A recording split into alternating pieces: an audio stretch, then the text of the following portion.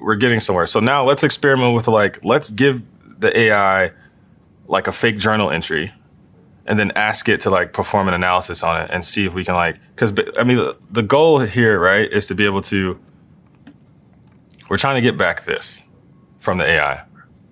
We want to give you a journal entry, give me back the mood, the summary, the color, and whether it's negative or not. So a couple things there. One, we got to figure out how to ask it that. Two, we got to figure out how to make sure it's consistent, because that's the thing about AIs. There's a little bit of randomness into it that keeps it from giving you the same thing every time you, I can give it the same prompt and get back. If I ask it again right now, I will get back something different. The code might be the same. This might be different.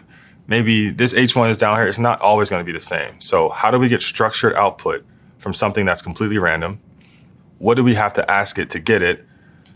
And then how do we keep all that working? So it's very hard to get that to work. And this is where LangChain comes in. So let's see if we can try to do some of the stuff, and then we'll bring in some of the LangChain tools. So one is the prompt. So let's say we have let's say we have some fake entry here. Well, I guess this will be the entry, will be the prompt. How can we try to get some of that back? So the first thing is prompt engineering. Prompt engineering is let's craft the best prompts. Let's think about it. And that way, if we write a good enough prompt, it will give us back the results that we want, right? So what I can do in that case is I'll head back to where I'm writing in my prompts here, and I'll say, I'm going to give you a journal entry. I want you to analyze it for a few things. I need the mood, a summary, what the subject is, and a color representing the mood. You need to respond back with formatted JSON, like so. And then I can give it an example of what that JSON should look like. So I can say, yeah, it should look like, mood, then there's the mood, and then there's what else did I say? Subject. And subject stats, and then you have color.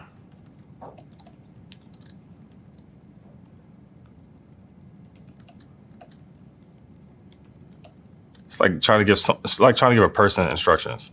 Negative. And then finally I can say, I'm just go to the next line, and I'm gonna say entry, like this, and then I'm gonna write the journal entry. Today was a really great day.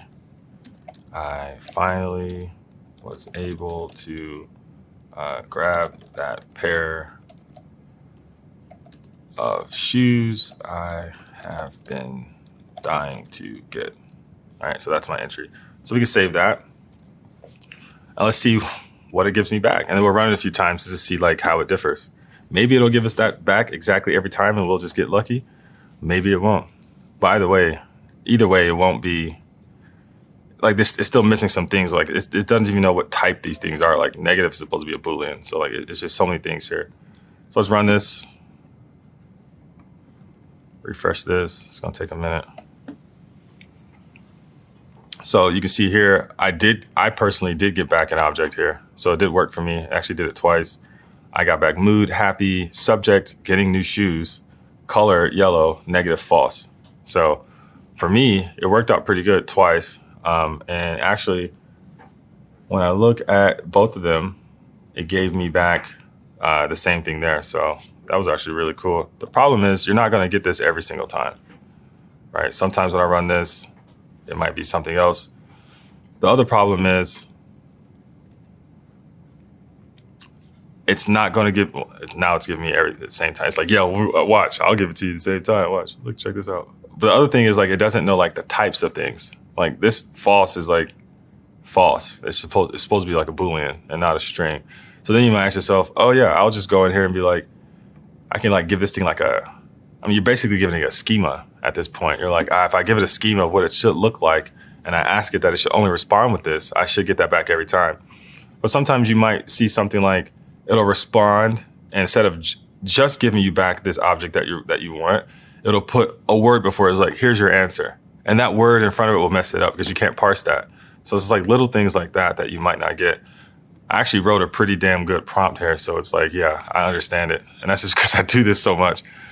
But most people probably wouldn't know how to do this.